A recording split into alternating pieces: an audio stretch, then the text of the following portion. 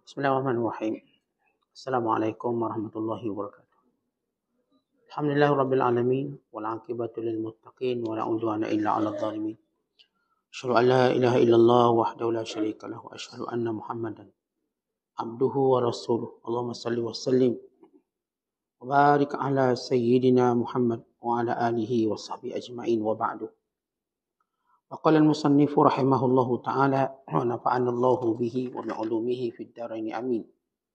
Berkata Imam Al-Allamah Syekh Abdul Qasim Al-Kushairi, semoga Allah Ta'ala merahmatinya dan kita mendapat manfaat serta barakah ilmunya. Hatim Al-Assam mengatakan, jika saya melihat seorang murid yang menghendaki selain yang dikehendaki oleh Allah, maka ketahuilah bahawa dia telah menampakkan kerendahan, yakni kehinaannya. Di antara hukum murid, ada 3 perkara. Tidurnya hanya kerana mengantuk. Makannya hanya kerana perlu. Dan ucapannya hanya kerana terpaksa. Nasihat Muhammad Al-Qattani.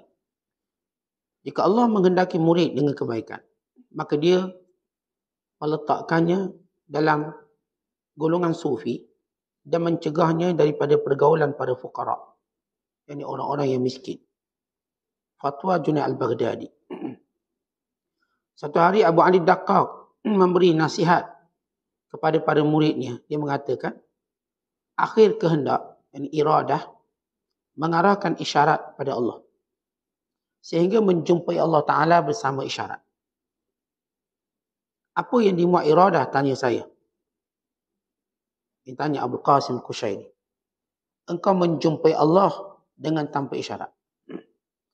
Pada kesempatan lain, guru menegaskan, dan Abu Ali Ad-Daqqaq menegaskan, seorang murid tidak akan menjadi murid hingga malaikat di sebelah kirinya tidak menulis kejahatannya selama 20 tahun.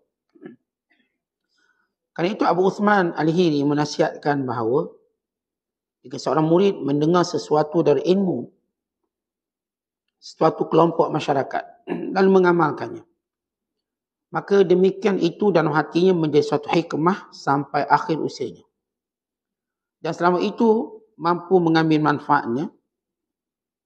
Seandainya dia berbicara dengan ilmu tersebut, maka orang yang mendengarnya pasti juga memperoleh manfaat.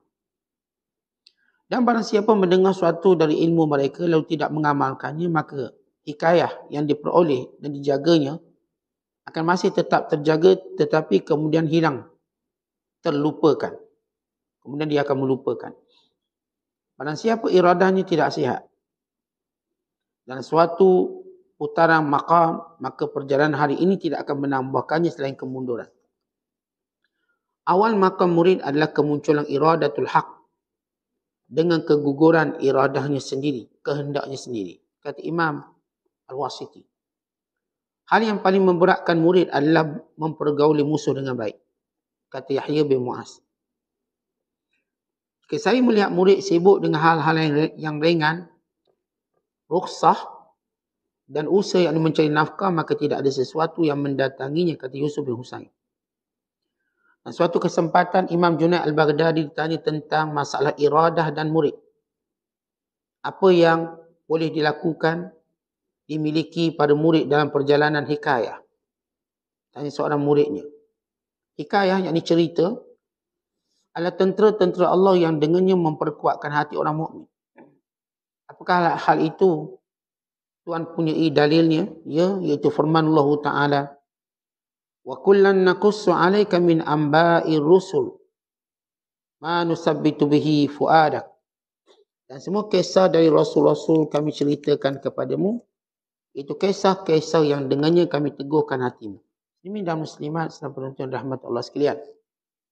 Bila Hatim Al-Assam menyebut, tanda seorang murid ialah orang-orang yang sentiasa memilih kehendak Allah, bukan kehendak dirinya. Ini satu wakafat ataupun suatu perkara yang perlu kita lihat secara mendalam. Bila kita menyebut dalam tajuk kita al-iradah, yang bermaksud kehendak. Daripada perkataan iradah adalah perkataan namanya murid, orang yang berkehendak. Yang dimaksudkan orang yang berkehendak ialah orang-orang yang ingin mendekatkan dirinya pada Allah. Menghampirkan dirinya pada Allah. ingin menterjemahkan seluruh perhambaannya kepada Allah. Maka ini disebut murid. Maka murid ini adalah orang-orang yang melalui disiplin yang digariskan oleh guru-gurunya. Sebagaimana murid di sekolah didisiplinkan oleh guru-gurunya dan juga sistem. Maka dalam kesufian, seorang memilih untuk menjadi murid, yakni bersufi. Memilih untuk mendekatkan diri dengan Allah dengan cara ini. Dengan cara ini nak dekatkan diri pada Allah. Maka dia mematuhi disiplin. Di antara disiplin tertinggi bahawa dia tidak punya kehendak, melainkan kehendak Allah. Ianya dilatih dengan beberapa cara. Yang pertama, dengan cara mereka mendahului hukum Allah daripada kehendak mereka. Yang kedua, mereka lebih mencari pahala atau kerana Allah daripada habuang dunia. Dan yang ketiga, mereka mengharapkan pujian Allah daripada pujian manusia. Dan takut celaan Allah berbanding celaan manusia. Yang keempat, mereka punya masa yang lebih banyak dengan Allah berbanding dengan manusia. Maka seorang yang melakukan demikian berarti dia ni murid. Dia meletakkan pilihan Allah mengatasi pilihan dia. Karena kita dengan hawa nafsu, dengan syaitan, dengan kawan-kawan, dengan dunia yang kita hidup, yang membentuk satu dorongan kehendak. Syaitan didorongkan kita berkehendak seperti kehendak dia. Melawan perintah Allah. Menjauhi, melupakan Allah. Tidak berzikir. Tidak melakukan ibadat. Nafsu pula memaksa kita mengikut kehendaknya untuk berlazat-lazat dengan dunia. Menghabiskan masa dengan bermain dan perkara sia-sia. Menghabiskan masa kita untuk perut kita, kemaluan kita, angan-angan kita, kesombongan kita. Maka itu cerita nafsu. Kawan-kawan kita pula membentuk kehendak kita dengan keadaan sekeliling kita. Kawan-kawan dia ajak kita cara dia, nak cuang dia. Kalau dia lara, dia pun nak kita macam dia. Dia himpit kita, dia dekat kita, dia pengaruh kita dengan perkataan, dengan perbuatan. Manakala dunia pula mempengaruhi kita dengan menganggap ianya kekal, ianya segala-galanya. Maka ini merosakkan kita dalam perjalanan menuju Allah. Maka bila kita benar nak menjadi murid yang nak melalui jalan Allah, maka kita perlu membuang kehendak kita, kehendak dunia pada kita, kehendak manusia pada kita, kehendak hawa nafsu kepada kita, dengan meletakkan kehendak Allah di hadapan. Dimulakan dengan cara tunduk kepada segala perintah Allah. Waktu sembahyang kita tahu. Waktu puasa pun kita tahu. Waktu mengaji pun kita tahu. Waktu menuntut ilmu kita tahu. Waktu-waktu ini, maka kita dah letakkan tanpa boleh disibukkan, diganggu oleh benda yang lain. Dan datang waktu salat berjemaah. Apa pun gangguan kehendak dunia kita, syaitan kita, kawan kita, kita hentikan dia dengan, saya sekarang sibuk salat berjemaah. Ini masa ke masjid. Ini masa saya menuntut ilmu. Orang datang, jom saya nak jumpa awak lepas maghrib. Tak, ini masa saya menuntut ilmu. Boleh tak saya jumpa awak tu lepas subuh? Tak boleh. Saya solat subuh dulu. Lepas kuliah subuh boleh jumpa saya. Maka orang ni telah blok segala kemahuan nafsu, iradah, kehendak yang lain-lain dengan meletakkan perintah Allah di hadapan. Ini step dia yang pertama. Yang kedua, dia meletakkan pahala yang dicari lebih pada dunia yang dia nak. Ini Uthman bin Affan. Waktu Madinah dilanda kemarau, datang rombongan dagang Uthman daripada Syam, membawa keju, membawa roti, gandum dan lain-lain. Maka datang peraih-peraih ingin membelinya dan menawarkan 2 kali ganda, 3 kali ganda daripada harga asal. Uthman menolak. Dia kata sudah ada yang membelinya lebih tinggi pada kamu. Siapa? Allah. Maka lihat bagaimana dia meletakkan pahala mengatasi kehendak dunianya. Apatah lagi dalam keadaan di mana Allah Ta'ala perintahkan kita, di waktu manusia sukar, susah, dengan musibah kemarau, jangan berniaga ketika ini. Ketika perang, ketika manusia dalam musibah, maka jangan kita berniaga dalam situasi ini. Kerana ini dianggap mengambil kesempatan. Waktu inilah kita nak derma. Sehinggalah keadaan pulih sedia kala. Macam contoh kat Palestin perang. Ibu apa nak berniaga air. Ini bukan waktu berniaga. Ini waktu masing-masing yang kaya dan sebagainya beri bantuan. Meletakkan pahala. Mengatasi segala-galanya. Ini keadaan murid yang kedua. Dan keadaan murid yang seterusnya ialah menjadikan masa dia dengan Allah lebih banyak berbanding masanya dengan makhluk. Contoh kita tadi dah ada untuk ilmu, solat berjemaah, baca Quran, zikir. Tapi masanya mungkin sikit. Sikit. Sebab kita pun ada komitmen lain. Sampai masa kalau kita benar nak Allah, biar masa itu lebih banyak. Berzikir lebih banyak. Lihat kisah Nabi SAW sendiri. Nabi tidak keluar daripada masjid Nabi melainkan selepas duha. Masuk subuh sampai duha Nabi keluar. Berarti Rasul memperbanyakkan waktu. Datang Ramadan, Rasul beriktikaf 10 hari. Dan di akhir Ramadan, Nabi iktikaf 20 hari. Bagaimana Rasulullah SAW tunjuk ini golongan yang kita nak menghendaki Allah dan hidup. Kita boleh kenal kita, menilai kita. Nak Allah ke atau nak dunia, bila masa kita dengan Allah lebih banyak. Dulu masa kita dengan hal ni banyak. Masa dengan Allah lebih banyak. Dan kita sebut tadi yang keempat, ialah meletakkan pujian Allah lebih utama daripada pujian manusia. Takut celaan Allah lebih diutamakan berbanding takut celaan orang. Contoh dengan 4 perkara ini, kalau kita buat, maka kita dinamakan murid. Orang yang meletakkan kehendak Allah mengatasi kehendak dia. Apakah kita dah buat dalam kehidupan kita macam tu? Lihat perjalanan hidup kita yang sedang menuju ke garisan penamat. Garisan yang Allah akan nilai apa yang kita lakukan demi mencari redha Allah Ta'ala. Sebab saya katakan di dunia ini, yang kita buat sesuatu, kita akan lihat siapa yang mengarahkan kita buat benda tu. Mungkin yang mengarahkan kita buat benda tu nafsu kita. Lalu kita pun ikutlah nafsu. Mungkin yang mengarahnya untuk kita lakukannya ialah rakan-rakan masyarakat kita. Lalu kita buat berdasarkan kehendak masyarakat. Mungkin yang mendorong kita buat benda tu ialah dunia yang kita duduk hari ni. Dan dunia memang macam tu, lalu kita pun didorong dengan dunia. Mungkin juga apa yang kita lakukan hari ni, syaitan suruh. Syaitan sehingga melakukan perkara yang aneh. Tetapi kita boleh tahu syaitan suruh macam mana. Pertama, bila dia adalah maksiat. Itu syaitan suruh. Yang kedua, bila dia menyalahi fitrah. Seperti homoseks, lesbian, menyalahi fitrah. Sebab secara umumnya nafsu tak akan suruh ke arah tu. Nafsu dia. Tapi syaitan, dia dipanggil mangkus, dia terbalikkan nafsu, dia punya kecenderungan serong. Atau disebut sebagai luar tabi'i. Kerana syaitan sentiasa mengajak manusia perbuatan luar tabi'i. Kata kita ni ada tabi'i kita ataupun kita sebut tabiat kita manusia dah. Tabiat kita manusia, kalaupun kita bernafsu dengan berlainan jantina, itu tabiat biasa. Maka berlakulah perkahwinan secara halal atau zina. Tapi masih lagi dalam lingkungan fitrah.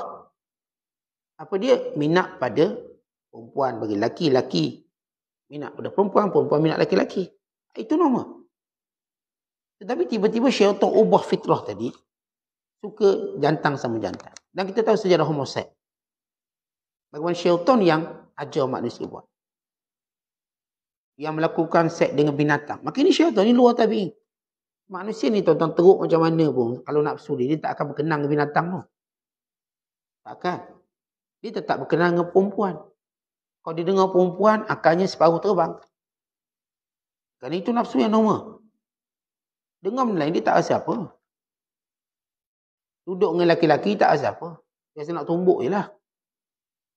Tak ada nafsu ke arah tu.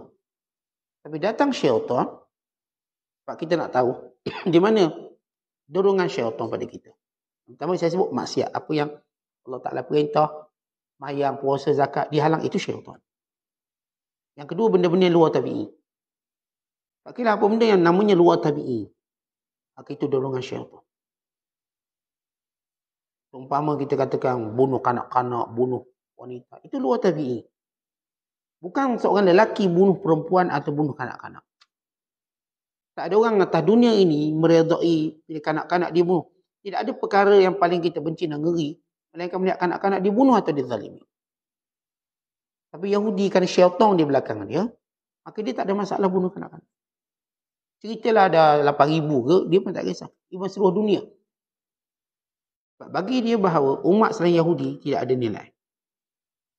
Tidak ada nilai. Umat selain Yahudi ini dia ada 3 jenis bagi Yahudi. Pertama ialah musuh Yahudi. Musuh Yahudi dengan maksud mereka-mereka yang sentiasa menghalang kenaikan orang Yahudi. Mereka ialah orang Islam.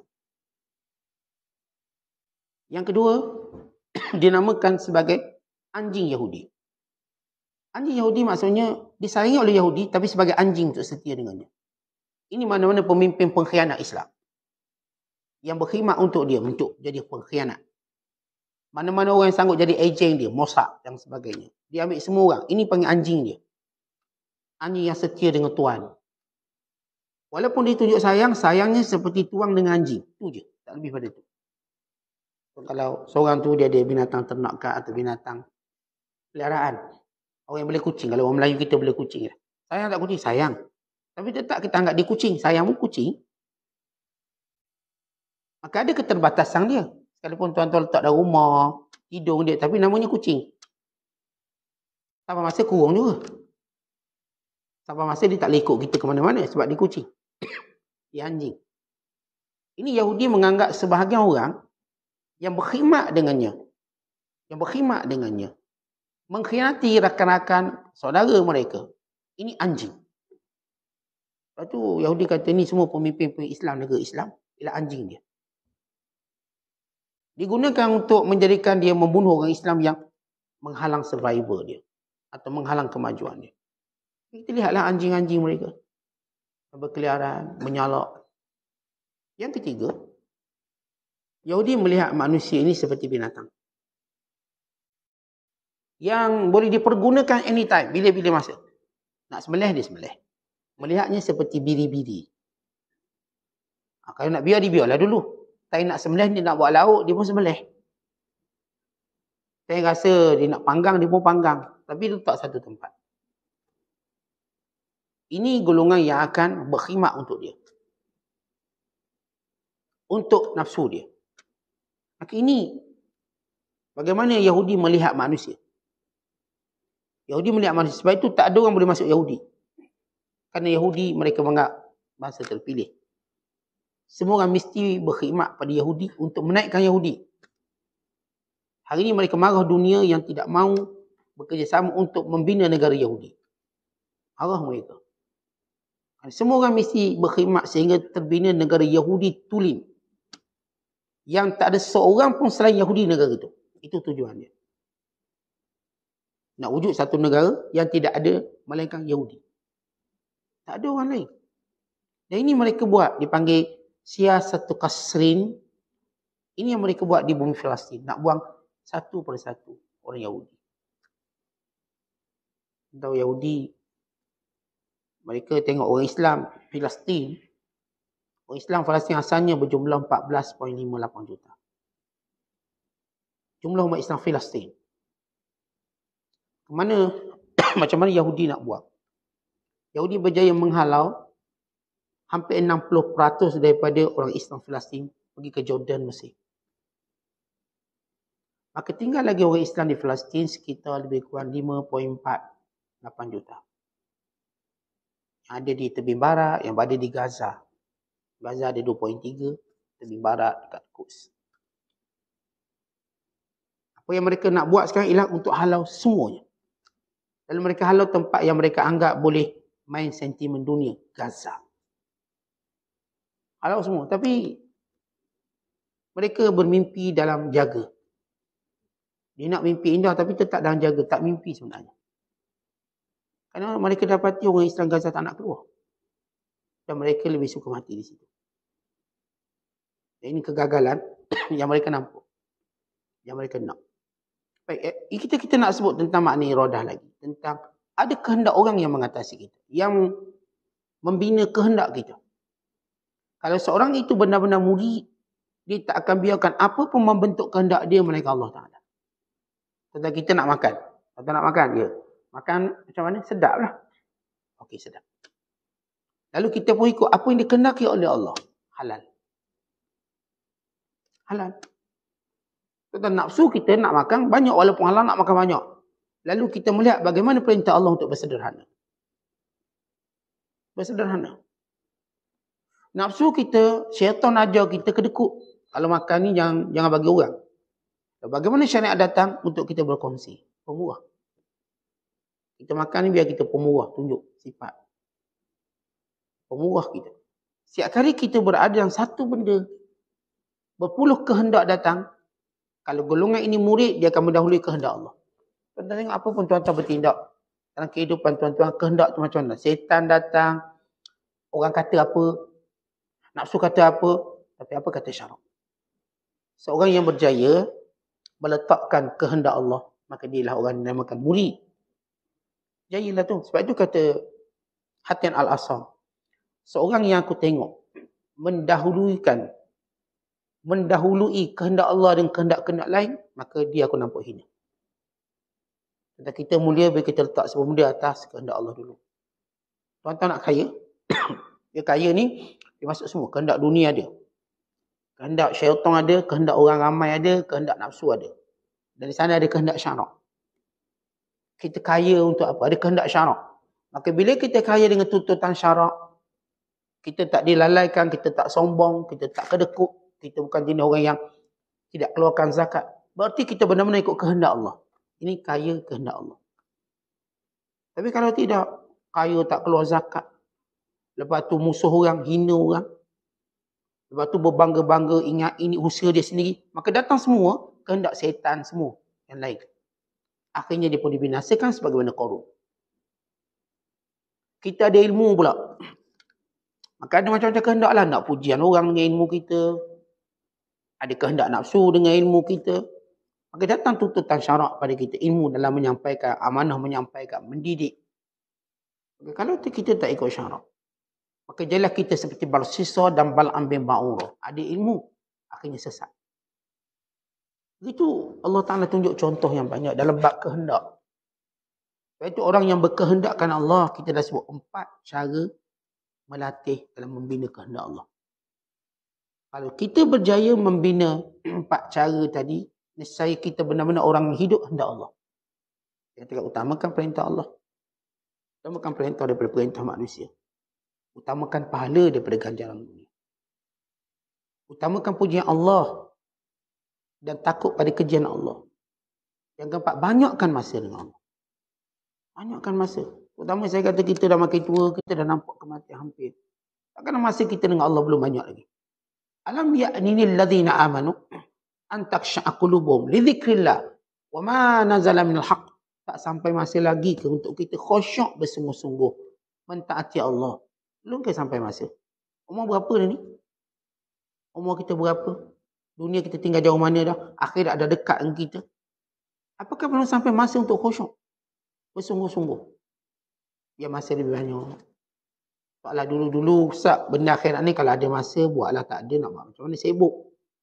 Tak mungkin itu menjadi sifir kita sampai ke mati. Akan sampai juga masa. Kita tahu sudah sampai waktunya untuk kita sama dengan Allah Ta'ala. Akhirnya orang memiliki iradah. Kata Muhammad Kattan, golongan murid, mereka ada 3 disiplin penting. Pertama, mereka tidak tidur melainkan kalau mengantuk. Dia tak ada cerita tidur 6 jam, 8 jam. Ngantuk tidur. Yang kedua, mereka tak akan makan melainkan lapar. Ini bukan makan ikut dan tak ada masa. Lapar mereka makan. Dan yang ketiga, mereka tidak bercakap yang sia-sia melainkan perlu sahaja. Ini 3 disiplin mereka yang berikutnya. Bagaimana menjadi golongan murid. Kalau kita bercakap sampai kita boleh bilang perkataan kita, maka kita percaya. Kalau kita bercakap tak boleh bilang perkataannya, maka kita rugi. Sebab itu kita lihat orang-orang soleh dan para ulama bila mana dalam peringkat berbalah dan berdebat, mereka memilih untuk diam. Kenapa? Kerana ketika itu akan datang perkataan yang tidak diundang. Contoh kalau kita gaduh orang, atau berbalah. Contoh fikirlah apa benda nak cakap. Lalu kita masih tapis. Tapi bila dia punya temperature makin tinggi, dia datang kalimah lain yang kita tak jemput. Dan kita pun tak biasa kalimah itu. Ingat ilham daripada syaitan. Akhirnya keluarlah makin hamu, keluarlah perkataan-perkataan menghina, keluar benda-benda yang kita katakan, kalau kita normal kita tak sebut benda tu. Sebab itu para ulama mengambil sikap bila sampai waktu berdebat, berbalah mereka fikir diam. Lebih baik. Kerana bimbang ada yang tak dijemput datang. Dan bila datang perkataan yang tak dijemput, akibatnya buruk. Atau kita dalam suami isteri pun bila gaduh, ada perkataan tak dijemput datang. Akhirnya yang ni minta cerai, yang ni nak cerai. Walau kalau fikir dengan normal, tak ada apa perlu benda tu. Tapi bila gaduh, tak tahu orang gaduh. Orang bila gaduh datang kalimah-kalimah yang menyalahi syarak. Yang ni mula mengungkit pemberian, yang ni mula mengutuk, yang ni datang kalimah tak dijemput. Kalaulah mereka diam dan berfikir, itu jauh lebih baik. Tapi itu kecenderungan kita. Waktu datang perbalahan, syaitan api-apikan kita, nafsu panaskan kita.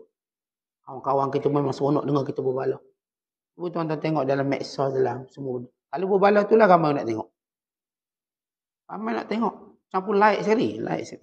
Jadi penyokong sekali kalau sebut berbalah. Akhirnya hal rumah tangga menjadi benda publik. Walau benda tu benda dalam kain. Akhirnya semua ni berkongsi masalah rumah tangga dia. Aneh. Begitulah bila dibiarkan kehendak nafsu mengatasi kehendak Allah. Dalam Islam ni, kita tahu ada benda dalam kain. Ada benda kita boleh kongsi masyarakat. Hak keluarga bukan hak masyarakat. Ini hak peribadi. Maka lindungi hak keluarga kita. Allah memuji wanita-wanita. Lelaki sama je, tapi kebiasaan wanita lah suka bocor rahsia. Lelaki pun sama, dia pun kutuk juga isteri dia. Tapi perempuan lebih. Macam kita sebut dalam bab mengata dan sebagainya. Lelaki dia mengata juga. Tapi perempuan mengatanya lagi banyak. Itu secara kebiasaan. Ini bukan penghinaan tapi kebiasaan. Cara lelaki berlawa juga suka lawa. Tapi perempuan berlawa dia lagi lebih. Tak percaya tengoklah baju suami berapa helai, baju isteri berapa helai. Lawanya lebih. Kadang dia masa sedih walaupun pakaian dia 2 almari sedih. Tak ada baju nak pakai. Dia kata tak ada baju nak pakai. Jadi memang ada satu kecenderungan. Ini bukan kita kata sebut penghinaan. Tapi kecenderungan. Perempuan lebih cenderung mengumpat berbanding lelaki. Lelaki mengumpat juga bukan tak mengumpat. Perempuan lebih cenderung bocorkan hal rumah tangga berbanding lelaki. Lelaki bocor juga, tapi lebih. Sebab itu Allah memuji wanita yang menjaga hal rumah tangga dengan firman-Nya, wal hafizatu lil ghaibi bima hafizallah. Dan wanita yang menjaga maruah suaminya dengan apa yang Allah Taala perintahkan. Jadi kalau jumpa seorang perempuan yang dia tak cerita pasal rumah tangga pada orang, ni wanita baik. Tapi kalau jumpa seorang perempuan kerjanya cerita rumah tangga dia je, lalu memburuk-burukkan pasangannya, ini bukan wanita yang baik. Dikahwin dengan siapa pun perangai dia sama. Dia tak akan lepas daripada hal itu. Sama juga kita jumpa lelaki yang tak burukkan isterinya. Ini lelaki baik. Yang menjaga maruah isterinya. Sehingga orang nampak dia okey, tak ada masalah. Ini kita sebut benda-benda yang bersifat personal. Tapi bila masyarakat ada rosak, apa personal dikongsi. Dan menjadi bebanan umat. Jadi bebanan umat. Akhirnya, yang trendingnya hal rumah tangga dia, bukan hal plastik. Aneh. Trending viral, hal ni. Hal peribadi. Tengok ni, geng trending ni, tengok mana tinggi trending. Kalau hari ni orang sebut trending lah. Nombor 1. Hal-hal yang remeh-temeh. Berarti bagaimana manusia ini masih dalam kehendak hawa nafsu yang dahsyat. Bukan pada kehendak syarak. Kalau kita berada dalam kehendak syarak, pasti kita akan lihat hal utama, hal berkait dengan umat Islam. Ini hal yang paling besar dalam kehidupan kita. Hal utama ialah kita mencari makna redha Allah Ta'ala. Itu yang menjadi hal trending orang beriman. Ini panggil iradah. Baik, kata Junaid al-Baghdadi,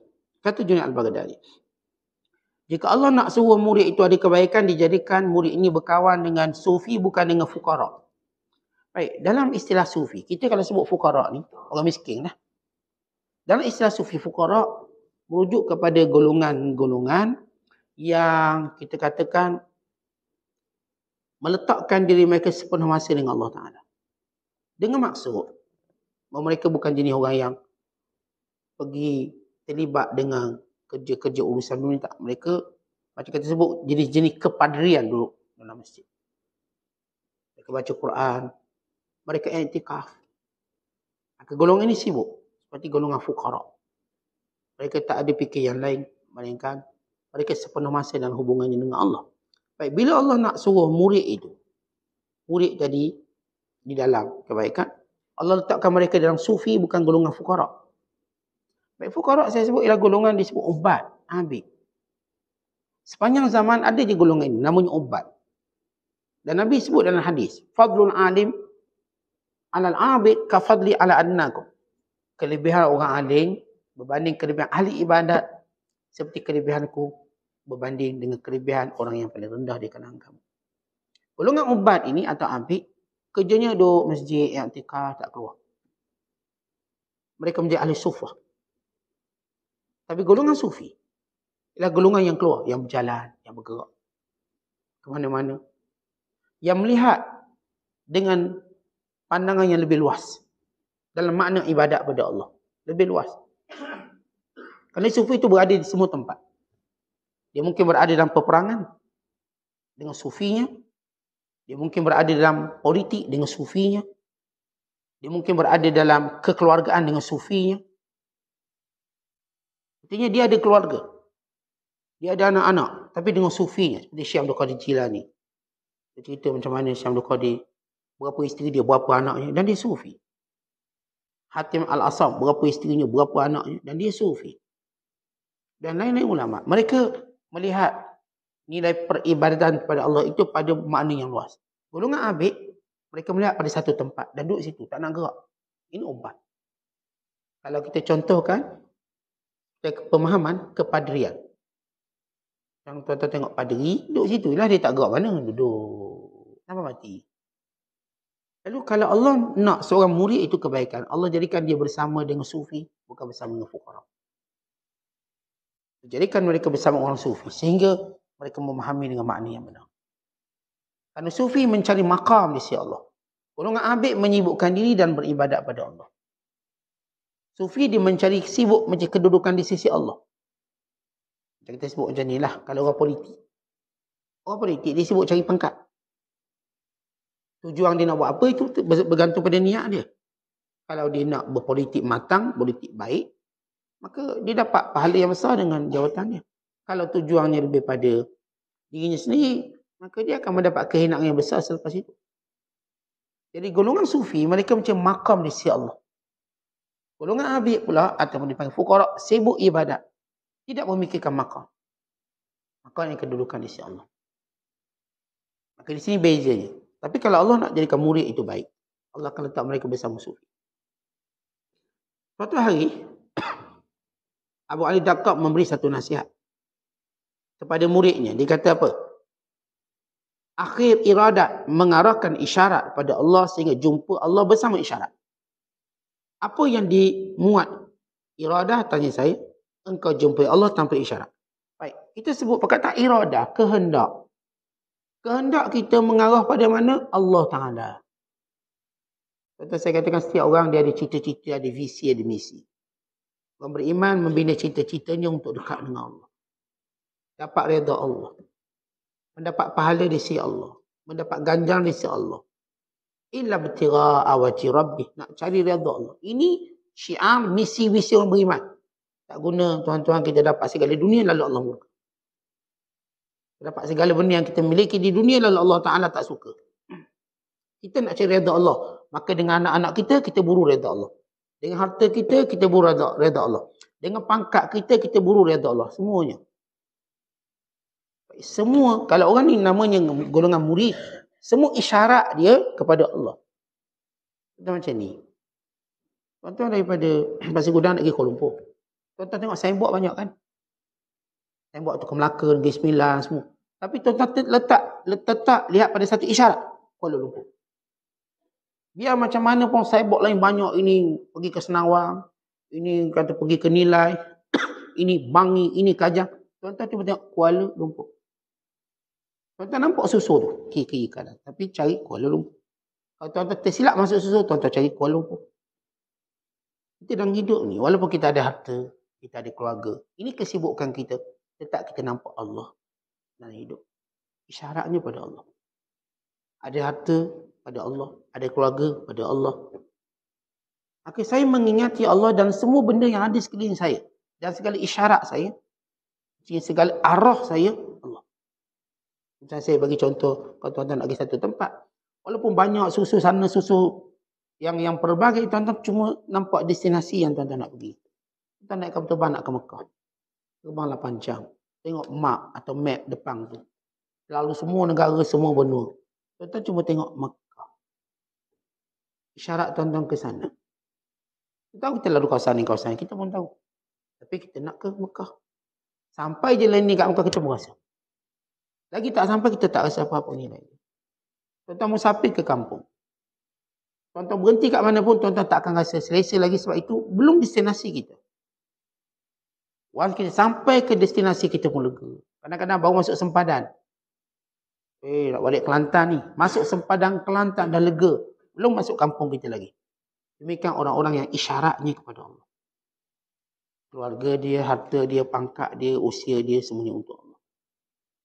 Akhirnya sampai peringkat dia tidak perlu lagi isyarat untuk dia bersama dengan Allah. Apa maksudnya? Kita mula-mula, bila mana saya sebut nak pergi Kuala Lumpur, tuan-tuan tengoklah sembok. Harga-harga ni. Bila tuan-tuan dah sampai Kuala Lumpur, tuan-tuan tak perlukan apa-apa isyarat. Sebab kita dah berada di situ. Mula-mula kita nak jumpa Allah, kita perlukan dalil. Apa dalilnya? Kita pun dah dalil, belajar usuluddin, tauhid, belajar semua dalil. Last bila kita dah jumpa, kita dah tak perlu dalil. Dah tak perlu dalil kerana kita sudah bersama dengan Allah. Apakah orang yang sudah kenal Allah perlukan dalil? Tentu kalau kita mula-mula nak berkahwin, nak pilih jodoh, kita akan lihat dalil. Dalilnya apa? Ni pasangan ni bagus ke tak? Tengok dalil dia. Keluarga dia macam mana, pendidikan dia. Ya. Tapi kalau kita sudah bersama dengan dia, dan dia terbukti semua benda dia ada, maka kita tak perlu lagi dalil untuk mengatakan kita sayang pada dia atau suka pada dia.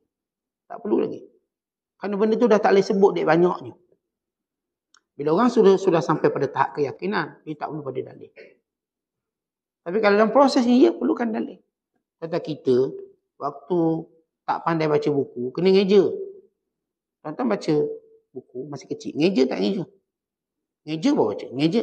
Bila dah pandai, tuan-tuan masih ngeja ke? Tengok je, tuan boleh baca. Tanpa ngeja. Dulu, masa jah 1, jah 2, tuan-tuan ngeja. Dulu sifir, tuan-tuan ngafal. Sekarang kalau sebut je 5 kali 5, tuan-tuan tak fikir tu sebut 25. Dulu kena sebut, baru 5 kali 5 kejap. 1 kali 5, 5. 2 kali 5, 10. Lama ni. Sebab kita begini. Kalau hari ni orang tanya 5 kali 5, 25. Terus. Kita tak akan apa satu-satu. Kejap-kejap sifir 5 kat mana satu. Tak ada. Macam saya sebut budak-budak waktu dia membaca, dia mengeja, kemudian dia baca. Dia eja. Kalau tuan-tuan dah pandai, apakah tuan-tuan mengeja lagi? Tuan-tuan baca. Budak-budak kerana sibuk dia mengeja, dia lupa maksudnya apa. Lupa. Asalkan dia boleh sebut. Kita, bila dah pandai, kita melihat maksud dia. Kata orang yang mula-mula baca Quran, dia sibuk tajwid. Ni Nuh mati, Ming mati. Dan sekali dia mati. Tak faham banyak sangat. Banyak tajwid pening. Kata orang yang sudah sampai tahap, dia bila baca Quran, dia tak tengok tajwidnya. Dia tengok maknanya. Tengok terjemahan dalam hidup dia. Dia tak ada orang sibuk ni dengung ke tak dengung. Itu cerita orang baru start. Bukan cerita orang yang sudah kenal Al-Quran. Orang yang belum kenal Al-Quran, dia mungkin tekankan lagunya, tajwidnya, itu tekan. Orang yang dah kenal Al-Quran, dia melihat apa maksudnya, makna. Dan dia melihat dirinya dalam ayat tu. Kat mana dia dalam ayat tu? Allah sedang bercakap dengan dia. Kalau kita begini ni, kita tengok Quran, ni Quran. Terjemahan tu macam berada di satu lembah lain. Tapi bila kita faham Quran, kita melihat Quran itu terjemahan dalam diri kita. Seakan kita baca ayat ini adalah kita. Ini teguran untuk kita. Ini ingatan untuk kita. Kita merasakan kitalah yang dimaksudkan, bukan orang lain. Begitu bagaimana isyarat itu menyampaikan kepada maksud. Supaya kita faham maksud. Mula-mula nak jumpa Allah dengan isyarat. Lepas tu tak boleh isyarat. Sehingga bersama dengan Allah. Kata Abu Ali Daqqaq, seorang yang benar-benar murid bila mana malaikat sebelah kiri tak tulis kejahatan ni selama 20 tahun. Maksudnya tuan-tuan, dia dipelihara daripada buat jahat sampai 20 tahun. Ni malaikat kiri tak tulis. Kita tuan-tuan, kalau satu hari ni malaikat tak tulis kejahatan kita, bagus kita ni. Agak-agak dia subuh tadi, sampailah maghrib nanti, ni malaikat kiri menulis tak menulis kat kita. Kalau kita ni, boleh tak hari ni aku akan usaha. Akan buat benda yang menyebabkan malaikat kiri tulis. Usahalah. Kita pun tak nak cakap orang ngumpat, tak nak. Kita pun tak nak rendahkan orang, hina orang. Kita pun tak nak tengok benda-benda yang diharamkan. Kita pun tak nak buat benda-benda yang dibantah oleh syarak. Tetapi kalau sehari kita boleh didik, maka ini satu keberuntungan yang hebat, yang besar. Kemudian didik pula, minggu ni tak nak. Boleh minggu ni tak nak terlibat. Tengok pun tak nak. Kata orang yang namanya murid 20 tahun, malaikat kiri tak tulis apa. Kita bayangkan bagaimana kedudukan di sisi Allah. Yang saya kata kita ni sehari ni, rimas kalau malaikat tak tulis. Dia tulis banyak engganan. Kalau silap harinya mungkin kiri tu yang tulisnya, kanan tak tulis-tulis lagi. Dengan tak pergi masjid, tak pergi surau, tak baca Quran, tak zikir. Mengadap, TikTok mengadap, benda-benda macam tu. Tengok serba-serbi, tak tahu apa benda penapisan dia. Maka yang mencatatnya kiri. Yang mereka tak pernah penat. Dia akan tulis dan tulis. Tapi kitalah penat menjawabnya. Jadi, cuba tuan-tuan kita latih diri kita. Kita bukan kata pulang, kita kata kita. Melatih diri kita untuk tidak menjadikan malaikat kiri mencatat. Oh, paling kurang kita letaklah kemuliaan hari Jumaat. Ni hari Jumaat ni. Biar malaikat kanan catat kita selawat banyak. Baca surah Kahfi, baca Quran. Biar malaikat kanan catat kita iktikaf di masjid lebih awal. Biar malaikat ini yang mencatat kita bersedekah hari ini. Yang malaikat ini mencatat bahawa kita muamalah dengan cara baik, dengan senyum kita. Tentang kita akan jadi orang bahagia dengan memulakan hari kita dengan kebaikan. Tapi kalau kerja malaikat kiri duk catat, bagaimana mungkin kita rasa selamat? Itu murid, dia berjaya mendidik diri dia, menjadikan malaikat itu tidak tulis selama 20 tahun. Bukan lepas tu tulis. Maksudnya itu permulaan cara mereka latih. Kata Abu Usman Al-Hiri, murid yang sebenar, bila dia dengar je satu ilmu, maka dia akan amalkan sehingga dia menjadi hikmah dalam dirinya. Lalu bila mana disampaikan pada orang, dia beri kesan. Itu murid sebenar. Tetapi, yang bukan namanya murid, dia dengar satu ilmu. Daripada mana-mana sumber. Lalu dia tidak mengamalkannya. Lalu sampai tahap dia melupakannya. Maka tak ada apa kebaikan. Tetapi bila kita dengar satu ilmu, bukan nilainya banyak, tapi nilainya pada amal. Dengar je satu ilmu, cuba beramal. Dan sesudah itu sampaikan. Ilmu yang kita amalkan, dan kita sampaikan, dia lebih beri manfaat daripada ilmu yang kita tidak amalkan. Kadang-kadang bila kita nasihat orang, tak lut, tak jadi apa. Kita lihat nasihat tu kalau diri kita, apakah kita melakukannya atau tidak. Katakan nak kita jangan ego sangat, dengarlah nasihat orang. Kita sendiri ego atau tidak waktu dengar nasihat orang. Akhirnya nasihat kita tidak berfungsi. Kerana apa yang kita nasihatkan orang itu, kita juga jauh daripada apa yang kita nak. Kita hidup ni kena banyak ingat Allah. Ada dia ingat Allah sikit je. Dia tak akan beri kesan. Ilmu yang sebenar yang dimiliki oleh murid ialah diamalkan, kemudian disampaikan, lalu ia memberi kesan. Tapi kalau murid bersikap dengar satu ilmu, lalu tak beramal, dia ingat satu tempoh, akhirnya dia akan lupa. Tetapi kalau kita tanya, kenapa banyak ilmu kita lupa? Sebab kita tak beramal. Lalu kita akan lupa. Cuba ilmu tu kita amalkan. Melainkan Allah Ta'ala akan tetapkan ilmu itu sampai mati. Walaupun kita dah tua dan peringkat nyanyuk, tapi kita masih boleh buat sama macam kita ada ilmu dulu zaman muda. Kenapa? Kerana kita amalkan. Dia dah nyanyuk, tak ingat apa. Tapi perbuatannya menunjukkan pada ilmu dia. Lepas tu kata Imam Syafi'i, orang yang alim betul-betul, Bukan ditunjuk pada ilmunya atau perkataannya, tapi ditunjuk pada perbuatannya. Tengok orang alim betul-betul. Dia, ilmu dia bukan cakap. Bukan juga kitab. Tapi perbuatan dia. Berarti kalau akhlak dia baik, berarti dalam dirinya ada ilmu akhlak yang hebat. Bukan dia ada ilmu kitab tasawuf 40. Tapi dalam berakhlak, rebah. Gagal. Maka dia tak ada ilmu sebenarnya. Ilmunya cuma di kitab. Sebab itu kata ulama, innamal ilmu fis sudur la fil kutub. Ilmu sebenar dalam hati, bukan dalam buku. Bukan dalam buku. Ilmu yang sebenar. Benar. Nak dapat ilmu tu kena baca buku. Tapi sebenar ilmu tu yang dalam dada kita. Yang kita simpang bawa ke mana-mana dalam amalan kita. Akhirnya kita dapat menyelesaikan semua benda dengan ilmu yang Allah beri pada kita. Kata para ulama, barang siapa iradahnya tidak sihat dalam suatu putaran maqam, maka perjalanannya ialah menuju kemunduran, bukannya kemajuan. Baik, dalam hidup kita tuan-tuan, kehendak kita kepada Allah, redha Allah dan segala kemuliaan di sisi Allah perlu senantiasa kuat. Kalau kita sampai peringkat lemah, maka kita akan mundur ke belakang. Perhatikan bagaimana semangat beragama kita setiap hari. Perhatikan. Oh, hari ni saya semangatlah Ustaz, saya nak selawat 1000 kali, nak baca surah Kahfi, saya nak sedekah sekian banyak, saya nak begitu begini. Okey, nampak peningkat. Esok macam mana esok? Oh, esok macam berundur sikit. Maka kita tahu kita dalam iradah kita lemah. Kerana orang yang punya iradah atau punya kehendak pada Allah Ta'ala, dia sentiasa kuat sampai ke destinasi. Dan ini disebut dalam hadis.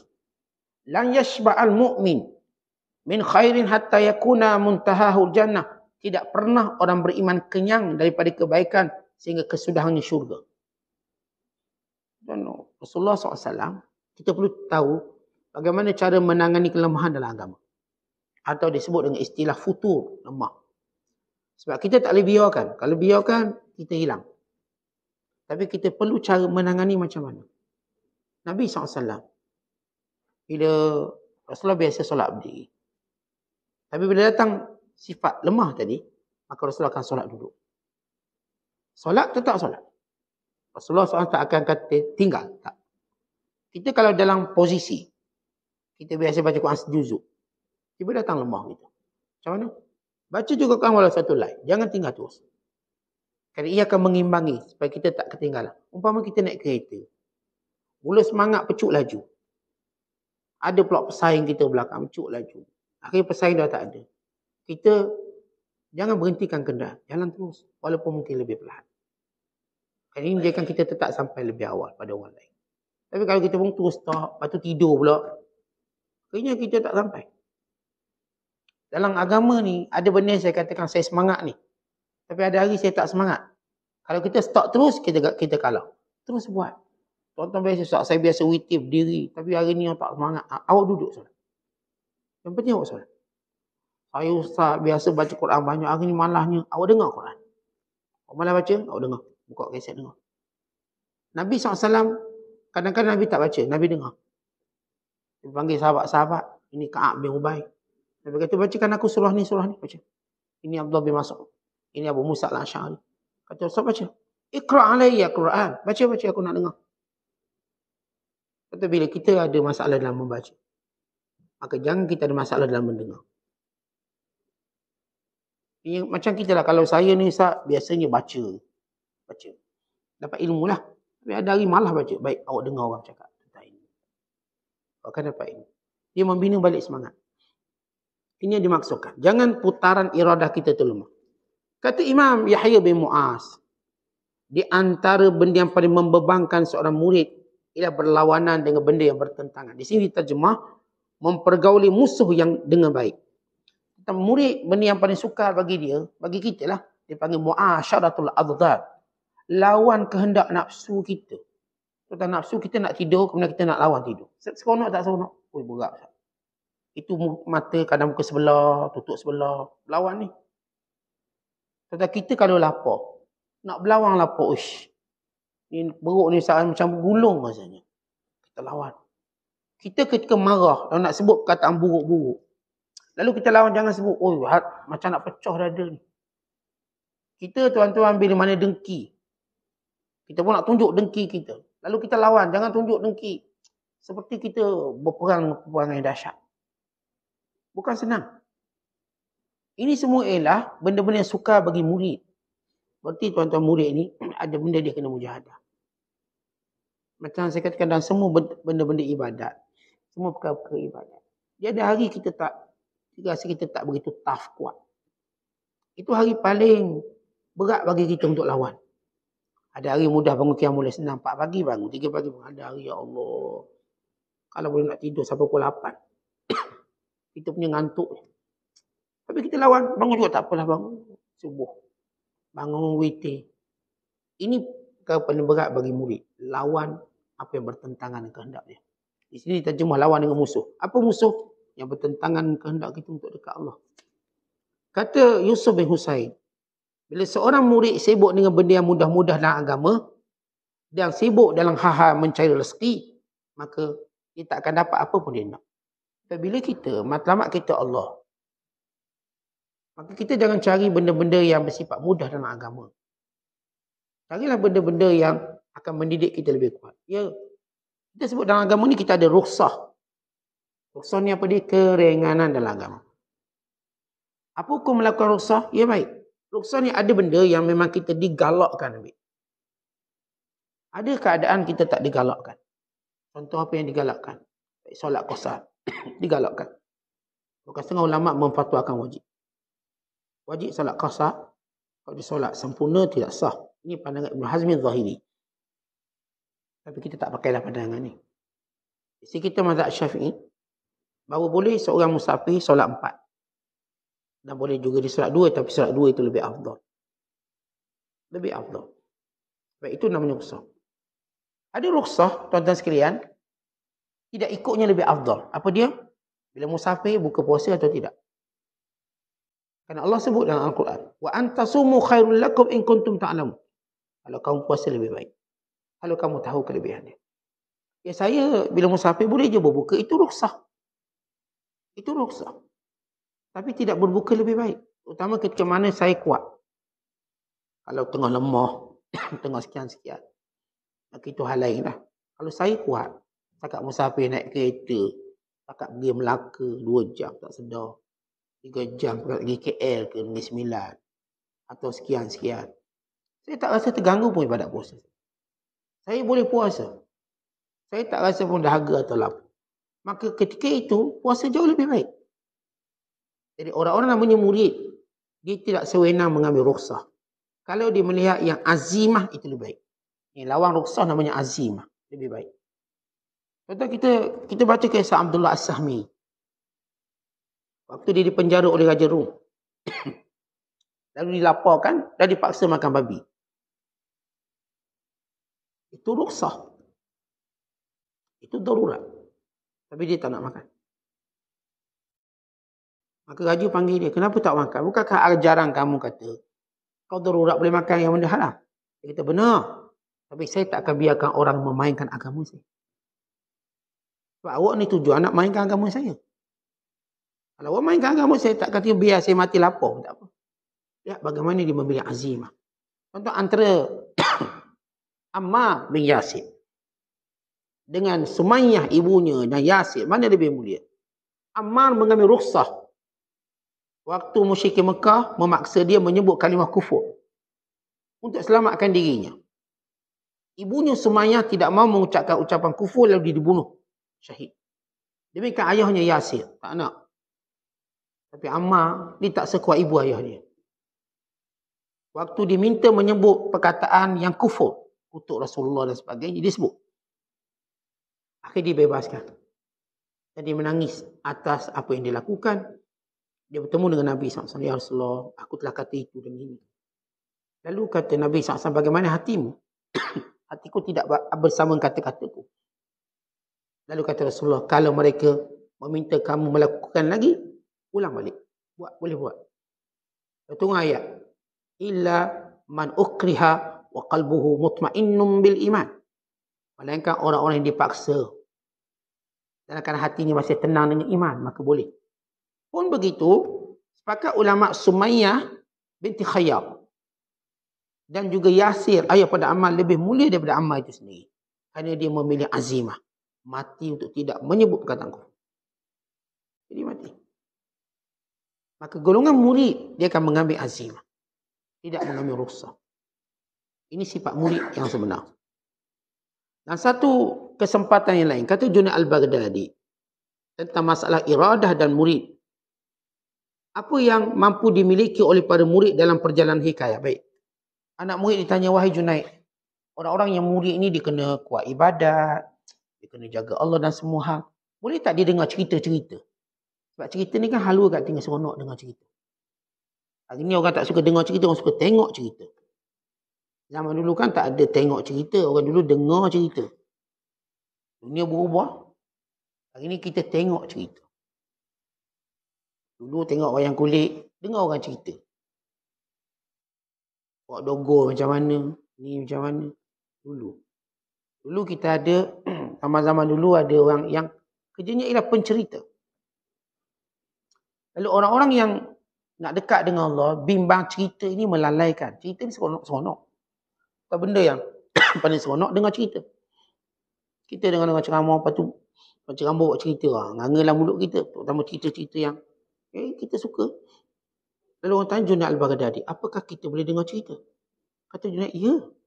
Kerana cerita itu adalah tentera Allah yang menguatkan hati. Lalu kata muridnya, apa dalilnya Tuan Guru? Dalilnya dalam Quran kata, wa kullan naqussu 'alaika min amba'i rusul. Kami bawa kisah-kisah para nabi. Manuthabbitu bihi fuadak, yang menjadikan hati kamu teguh. Maknanya cerita-cerita adalah tentera Allah atas muka bumi ini. Untuk menguatkan kita. Hari ini tuan-tuan kita dengar cerita di Palestin. Menguatkan hati kita. Keazaman kita. Bukan dengan cerita tadi memberi pengetahuan pada kita watak-watak Yahudi sebenarnya. Lama ni kita cuma baca Quran. Hari ni kita tengok cerita tu. Tuan-tuan dengar cerita tu. Oh benar. Bagaimana pembohongan mereka. Bagaimana tak rasa bersalahnya mereka. Kalau mereka membunuh Rasul tak bersalah. Setakat bunuh anak-anak apa sangat mereka rasa salah. Mereka bunuh Rasul pun mereka tak salah. Tak rasa bersalah. Menuduh Rasul pun mereka tak rasa bersalah. Menuduh Nabi Sulaiman ahli sihir pun mereka tak rasa bersalah. Setakat nak tuduh orang Islam menipu apa sangat. Nabi pun mereka tuduh. Contoh kita lihat cerita ni. Menguatkan iman kita. Dengan apa yang Allah ceritakan dalam Quran. Jadi bagi golongan iradah yang mencari keredaan Allah. Cerita ini pemangkin kepada kekuatan iman. Dengarlah cerita-cerita yang menguatkan iman. Wa imma cerita daripada Quran, cerita daripada hadis. Atau cerita benar yang kita lihat atas dunia ini. Pentas dunia. Yang mendedahkan keaiban dunia. Dan memperlihatkan bagaimana sifat kebesaran Allah dan sifat pemurahnya. Di situ kita akan akur. Tunduk dengan Allah yang Maha Kuasa. Wallahu a'lam bishawab. Assalamualaikum.